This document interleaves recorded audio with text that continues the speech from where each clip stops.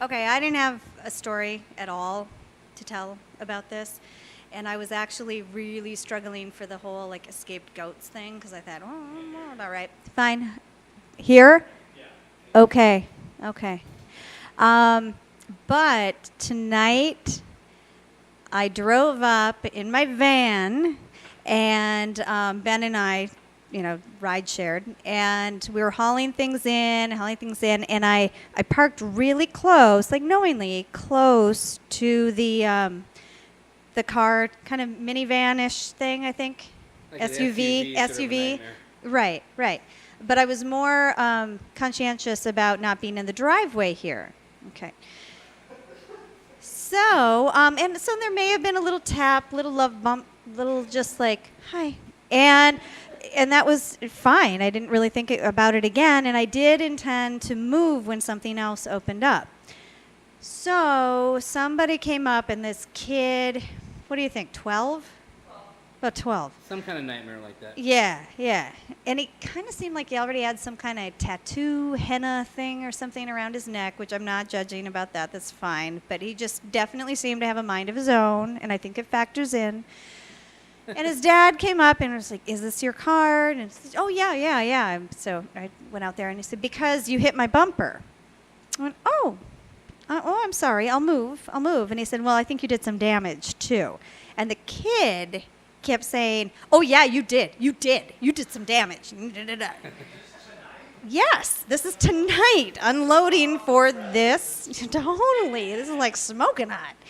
And so I was like, oh, great. And all I can think is the litany of just I'm going to endure at home, because there was a period in my life after the first kid, total sleep deprivation. We had this great big truck. I couldn't see anything. It's amazing that I never killed anybody, and that's terrible to say, but I backed into so many different things and like no idea. So I'm thinking, all right, even though I've had this great track record, except for this cart thing that hit me at Woodman's once, I've been okay, and here I go again, and I'm going to have to explain this, and our premium's going to go up. So I happened to have my checkbook. I voided a check, and I said, here you go. Here's our phone number and our names, and that's fine. And I was being very, very pleasant, very contrite. And I said, let me back off, back up, and we'll see what happened. And sure enough, there is this, like, pea-size indentation thing, but not like a puckerish kind of thing, like an impact thing, but like an actual something was like pushed in to the thing. I'm like, oh shit, that the whole bumper is gonna have to be replaced. And fine. Responsibility, happy, looking forward to Storyshare, and I know there's beer in the cooler, so it's all good. And then I was like, I don't know.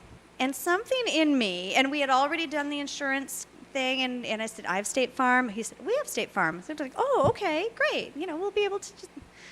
And then I said, I got in my car, and I said, you know what, I'd like to take a picture of this for my agent, and maybe it'll move everything along faster. So I said, Ben, could you please, stand? And because I wanted to get as much impact, like reenactment, as possible, and I think I squished Ben's hand a little bit, and because he did ask me right away, did that hurt at all, or was it just pressure? Okay. Anyway, so I backed off, and then I came out with my phone camera thing, and it was so obvious that had nothing to do with my impact. Nothing.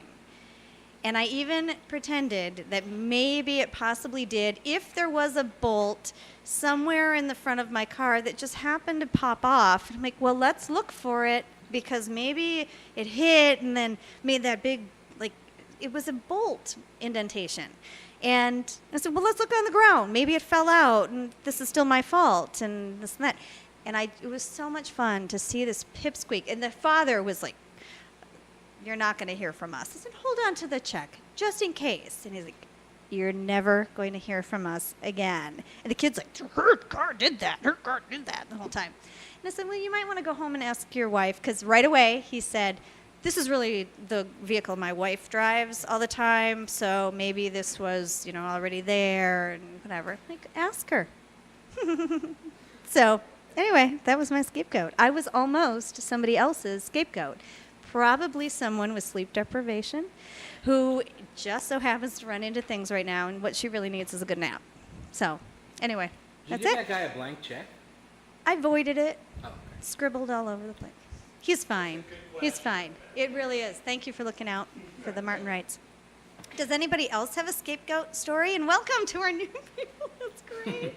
Welcome. There are beverages right behind. We're with Wisconsin Story Project. You hugged Mike. I assume you know that.